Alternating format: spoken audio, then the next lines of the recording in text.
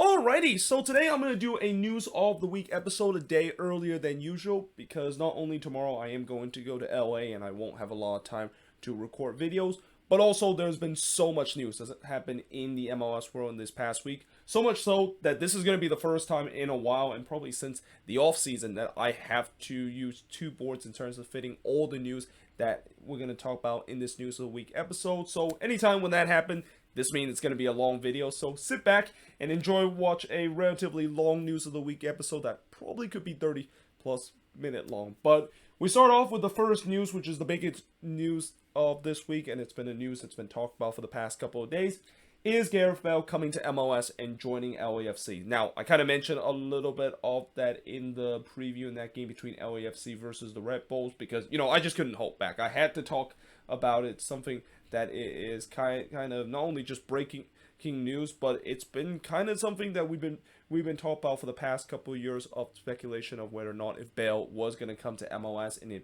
it's going to be the case, which team is going to be. Well, it turns out that team is LAFC, and it's also kind of ironic the fact that, for a long time we have seen some of these big names European player that has come to LA, but it's always been the Galaxy, the one that's been picking up. But it's kind of almost kind of ironic, and also the table is kind of turned the fact that it's now LAFC, the one that is the more favorable spot to go to rather than the Galaxy. And I guess maybe that makes sense because I'm guessing a lot of these players knows that LAFC is definitely having more success than their intercity rivals. So why not join a good team rather than join a team that, well, they have been known as one of the most well-known team in MLS, but has really kind of been on a bit of a decline. And for Gareth Bale going to LAFC, and I know the big part of this is the fact that he only joined LAFC on a TAM deal, which again I think a lot of people are saying that this is too good to be true. And what kind of magic or wizardry that John Thornton did to able to just give Gareth Bale a TAM deal, because when he comes to MLS, everybody thought that this was going to be a DP signing, and I'm pretty sure somewhere down in Miami, a lot of people or a lot of Miami fans are probably punching air and are demanding MLS to investigate on this after the what situation that they got in terms of making a too good to be true deal with Blaise Matuidi. But at least the good thing I will say about Inter Miami in this situation is that they at least got 75,000 game for the discovery rights. Again, this is one of the most dumbest rule in MLS, where somehow teams have to give some Gabber to other teams because of the discovery rights. And I also would say that somewhere in DC too, they're probably very frustrated and punching in the air too, thinking that, wait, how have we not received the discovery rights? Because we've been the one that's been linking with Gareth Bale all this time. But I guess maybe Inter Miami was the first one to do, and they got the rights to him. Again, the whole discovery rights thing, I'm not going to really explain too much. I don't even know most of it. All I know is it's a very dumb rule, and that I'm pretty sure majority of the MLS fandom want that rule to be get rid of. But yeah, overall, the big story is that Gareth Bale is going to go into LAFC, and it's also going to be interesting to see where he's going to play. I think he mostly play on the right side, which is kind of like the same area that Vela basically operates. And yeah, unless if Vela decided to switch sides, or maybe Gareth Bale is going to play in a different role, it's a very interesting and also a good problem for LAFC and Steve Cherundolo to have, the fact that you have one guy that is a very well established MLS player in Carlos Vela, and then you also have a guy that is a Champions League winner, and not just a Champions League winner, but a multi-Champions League winner in Gareth Bale. And that, yeah, it's going to be interesting to see how this is going to go, and that this is also another example of the rich just get richer for LAFC, because it's hard to believe with all the talent that they had, they still have one DP slot open. Speaking of Carlos Vela, LAFC did re-sign him to a new DP contract that is now going to go to the end of 2023. So originally, I think they signed him to a new contract that reached to the middle of next year, but I'm guessing, knowing the fact that this year, I think they don't want to deal with the headaches once again of, well, Vela's contract is going to run in the middle of the season. There's going to be this awkward situation of the fact that he could leave this team in the middle of the season while this team could be on a good run. And again, they're trying to avoid that again for next year, and now he's going to be signed to remain with LAFC at least to the end of 2023. And I feel like the tone of Carlos Vela in terms of him being with LAFC has really kind of changed for these past couple of months. I mean, I think in the offseason there's been a lot of talk about Carlos Vela and how he said that he maybe needs to move on to another team, either go back to Europe or go to Inter Miami. But now it seems like his tune has changed to a way where he wants to remain with LAFC and want to win a title before he eventually does leave the team. And with how good LAFC has been doing this season, there could be a case that this is the right choice for him to remain with a team that is definitely an MLS Cup contender. And as much as I hate to say it, they're definitely one of the favorites, if not the favorites right now in terms of winning MLS Cup this season. Now, moving on in terms of next news is St. Louis City. So, St. Louis City, of course, continue to build their roster as we head into their expansion year next season. And they have announced another DP signing and signing German international Edouard Löwen as a DP from Hertha Berlin. Now, obviously, whenever you see a team decide to sign a box-to-box midfielder as a DP, it's a little bit interesting. I mean, it's not really a cardinal sin when you see a team decide to sign a defender as a DP player or a goalkeeper as a DP player. But when you sign kind of like a box-to-box midfielder and kind of like a holding midfielder, there could be a lot of question with the way that, we don't really see a lot of those kind of player that is on a DP contract unless they are considered some of the best in the league. And, we'll see whether or not if Löwen is going to be that. And especially maybe this is just kind of the system that St. Louis is going to run where, we don't know exactly still what kind of style that they're going to play. Well, they have plenty of time to decide that as they continue to build this roster, but I think they know that this guy is one of the guys that maybe could be a key catalyst in terms of their team. And it's also good to the fact that you need to have a good holding midfield. I mean, some of the best team in the league, what is one thing that they must have in their team? That's right, they need to have a good holding midfield, need to have an engine there in the midfield that will just boss the midfield or even do the dirty work in terms of trying to put out fire on potential attacking transition by the opposition. And again, for St. Louis City, they're using that using this DP's thinking that they might be going through a system where maybe they'll be like what some of these expansion team where we see with some of these expansion team, they usually want to focus mostly on defensive part too, and as the time goes on, they'll maybe focus a little bit more on the attack. And yeah, again, I'm not sure if that's the case, but we'll see as the time goes. And that feels like this signing maybe is a hint of that's kind of the style that St. Louis City wants to do.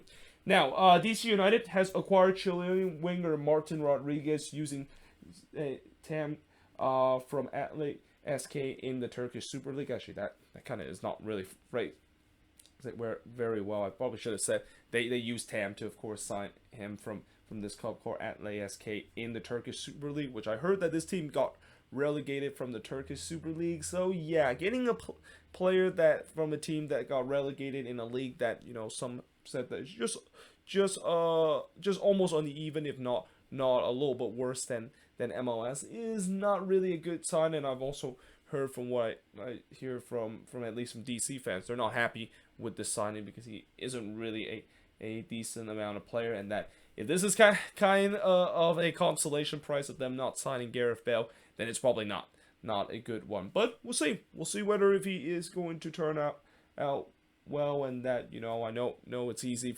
for fans to immediately just kind of assume a player that comes from a team that does not do well in the league and they're going to be automatically bad. But we've seen before where even with players that join teams that maybe even in like an unknown league and basically come into MLS and they turns out to do well. Now, obviously, that doesn't happen often, and that's a classic example of finding a hidden gems in the rough. But we'll see whether or not if he is going to be decent, and that maybe.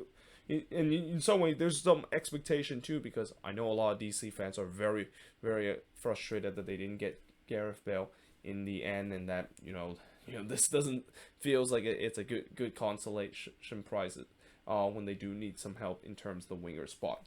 Now, FC Dallas have signed goalkeeper Martin Paz on a permanent deal, and I think I've mentioned this before, but I just kind of want to throw it out there because it is official that he is going to be joining FC Dallas on a permanent deal, and rightfully so rewarded because of the way that he's been a very underrated goalkeeper. He's been a very under the radar goalkeeper, making some big save at time, and especially in the beginning of the season where he I mentioned many times before with him alongside with Velasco and Ariola are some of the players that FC Dallas have finally got it right in terms of getting those signings that are not just from their academy that they had. I mean, they have a strong academy, but one of the Achilles heel for FC Dallas for a very long time has really been on those transfer deal and scouting talent that is not within their academy.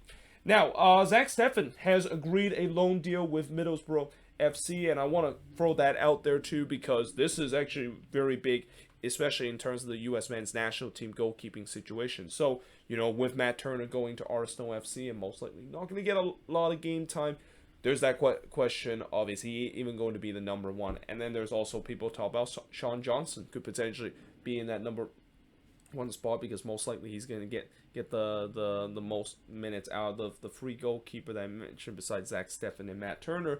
Though there's going to be some people that criticize the fact that, well, he plays in MLS, and we already saw that he made that mistake against the Union, and that really kind of maybe dropped his stock a little bit.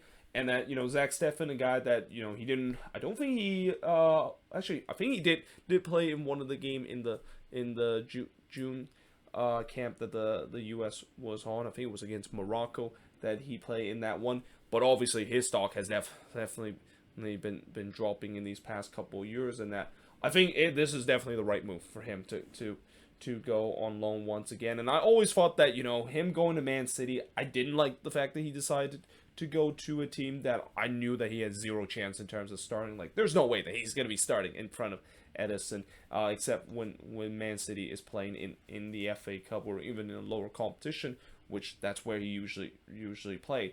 But now he's going to be going to Middlesbrough, and a club that I'm assuming is going to give him starting minutes. And if he does play well for that team, there could be a chance that he could be back in the U.S. men's national team conversation, especially the fact that, unfortunately Matt Turner, I know he said it's his dream to play in Europe and play with a well-known team in Arsenal, but it maybe will damage his drafts, or, well, not draft stock, but his goalkeeping stock in terms of potentially be the number one goalkeeper for the U.S. heading into this World Cup in just a couple of months.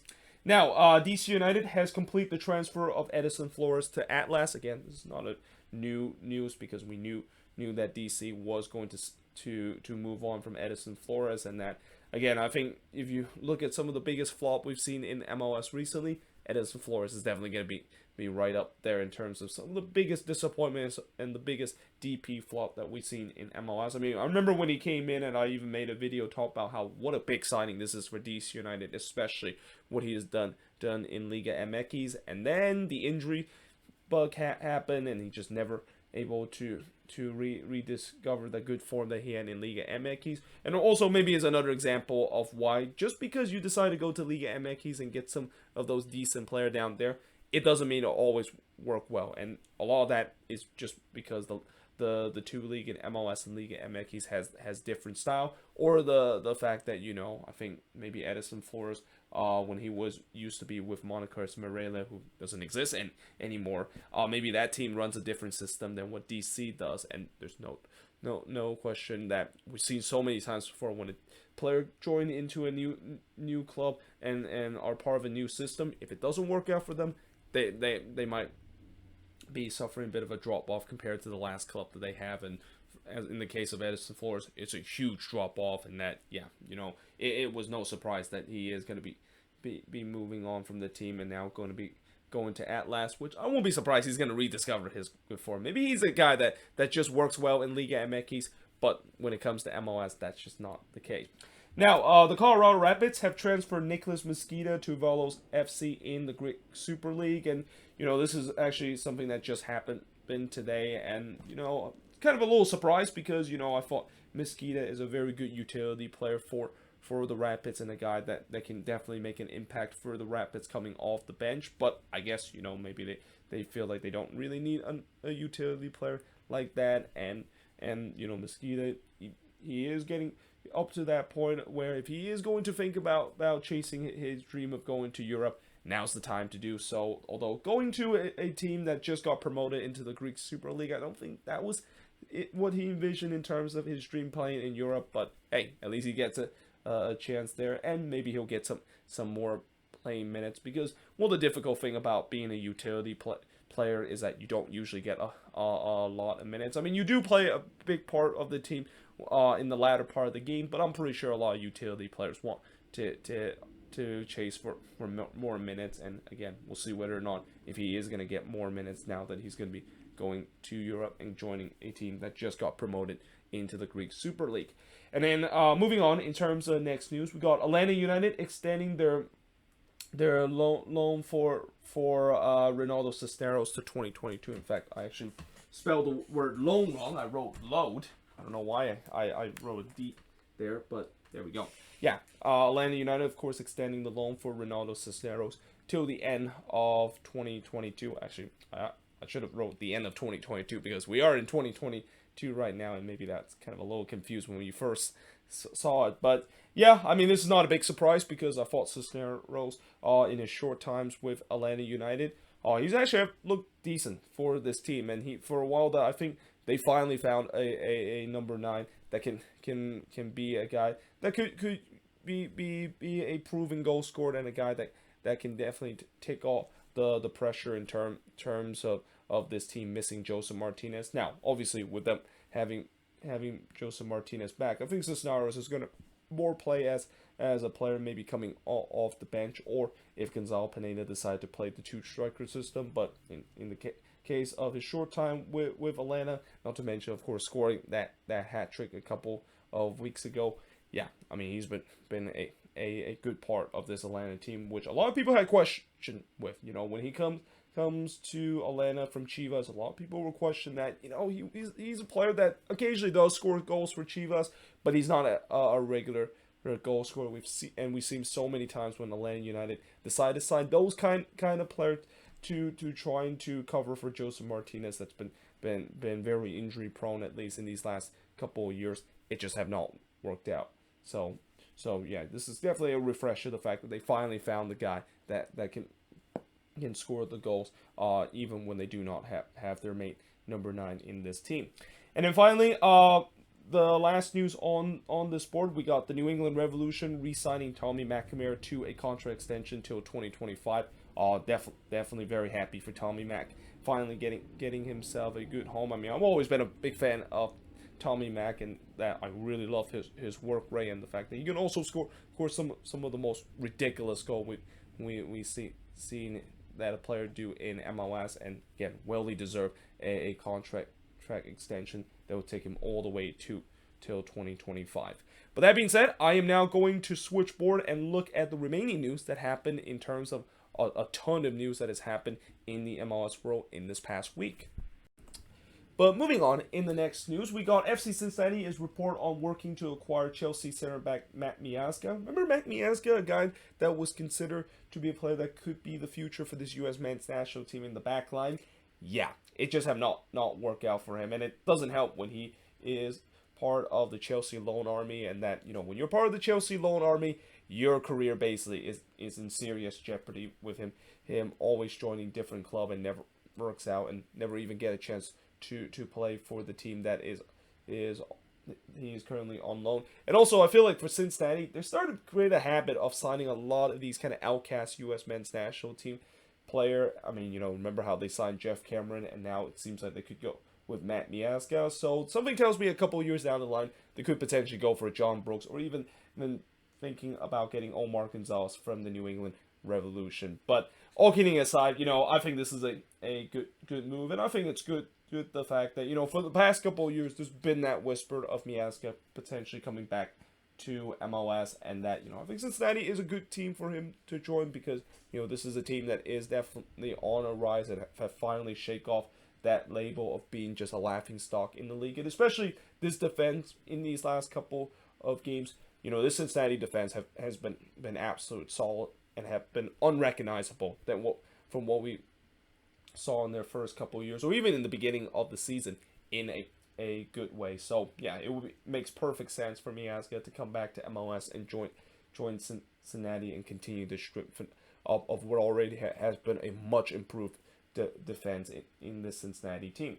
Now, Charlotte FC is reported to transfer Alan Franco to Talles in Argentina. Now, the way that they kind of phrased it was interesting because, I thought he was actually on loan with Charlotte FC. So, with him going to Talles and the way that they said it, it's almost like they're trying to sell him to a team in Argentina, even though they don't even have the full rights and that he's only on loan with another team down in Argentina. But yeah, overall, this is kind of an interesting one, and I guess maybe it just that hasn't worked out for him with Charlotte FC, and that he decided to go back to Argentina. But also maybe this is a move to get some of the salary off the books for Charlotte FC, because I have a feeling for Charlotte, as much as it's been a decent season so far, and they have definitely punched above their weight, something tells me there could be a change of how the squad is, and especially of how chaotic Charlotte has been, and how much their front office and their owners have kind of unrealistic kind of expectation of them. Don't be surprised this team could just blow up the squad that they had in the expansion season, and maybe go with a new team heading into next year.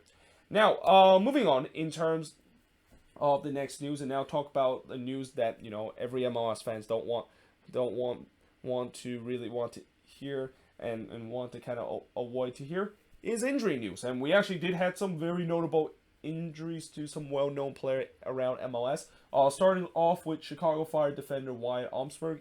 He is going to be out following foot surgery, and that they didn't tell me exactly when the timeline is going to be him out with that foot surgery. I think he's like repairing a torn ligament or something like that, which if that's the case, that usually means he's going to be out for long term, if not for the rest of the season, and that obviously sucks for the Fire, and especially for Wyatt Omsberg, who has really play well this season, especially in the early part of the season where he was an absolute rock in that back line that the Fire has, where remember when the Fire were a team that was considered the best defensive team for a while in the past couple of weeks. I think maybe part of the reason why they're not that considered that is the absence of Wyatt Omsberg.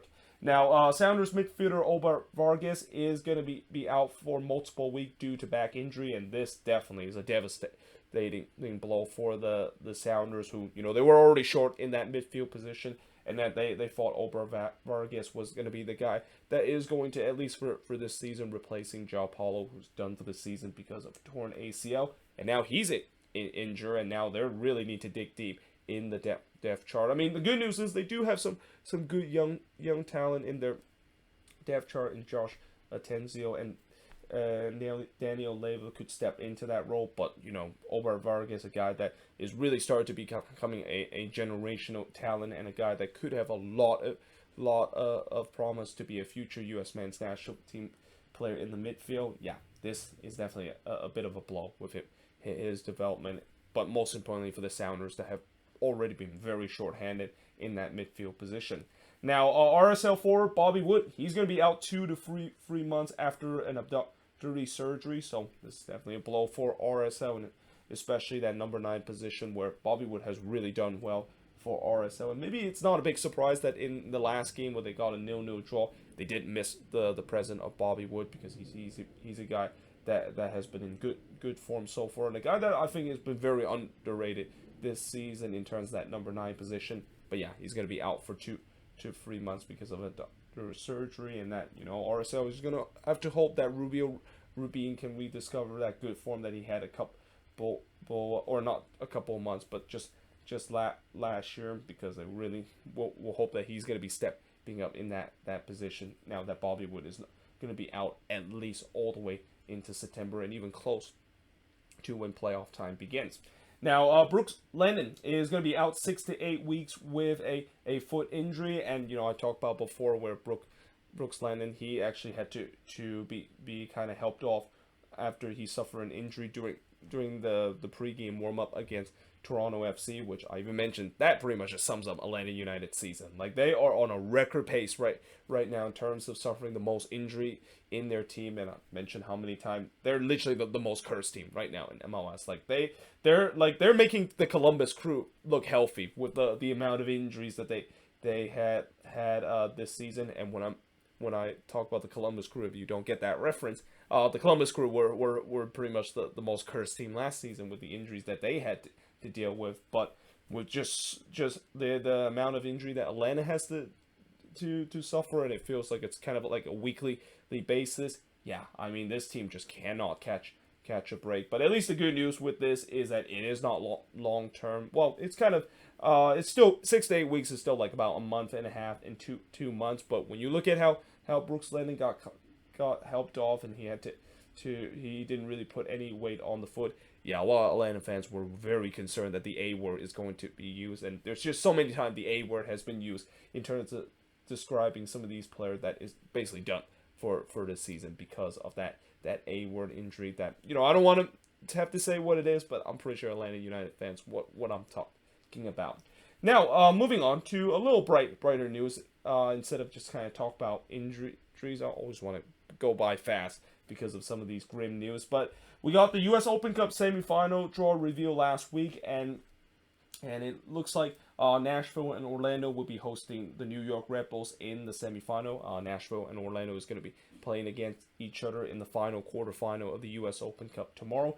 Well, Sacramento is going to be hosting Sporting KC in the semifinal, and you know I'm definitely going to go to that one. I already bought tickets to go to that one. I heard the tickets have already sold out very quickly, and it's rightfully so, because the hype surround the Republic, and also kind of it just feels like they're on a retribution tour right now to trying to not only becoming the first MLS team to make it to the final of the U.S. Open Cup since 2008, and potentially be the first team to win the U.S. Open Cup since Rochester Rono did it all the way back in 1999. But it's also so like they're trying to give the middle finger to MLS and saying that, yeah, you basically rejected us a couple of months ago, and that, well, actually I wouldn't say it's MLS fault. It's mostly Ron Burkle's fault, and that they're pretty much giving him the middle finger with them making a good run, but also in parts with the fact that MLS has always rejected Sacramento, and this is just a retribution that Sacramento is doing with these upsets. And again, they can definitely make history, and that, again, this is a reason why I am going to attend that game, because I want to see history and want to see something that it hasn't happened since 2008, a USL team make it to the final of the U.S. Open Cup. Now, the bad news for the Republic is that even if they do win that U.S. Open Cup semifinal, they will not host the final. They also revealed the order of teams that, of course, will get the priority of hosting the final, and I don't think it's a big surprise that Sacramento is dead last in that. Like, you know, I know they of course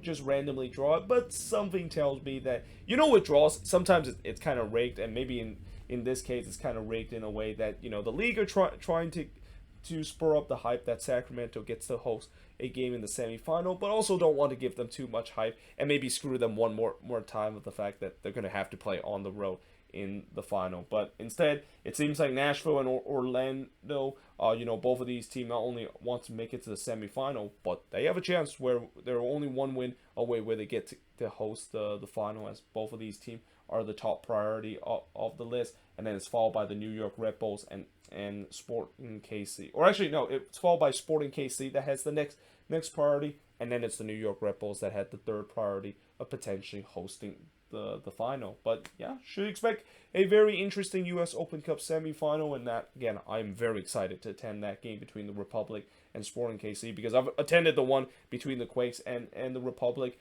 and let me tell you, the energy in that crowd at Health Park or Hart Park, whatever it's called. I mean, I still haven't get used to what that stadium is used to call. It used to be called Papa Murphy's, but now they have a kind of confusing name to call. But whatever it is, I think the energy is going to be there, and you know that there's good.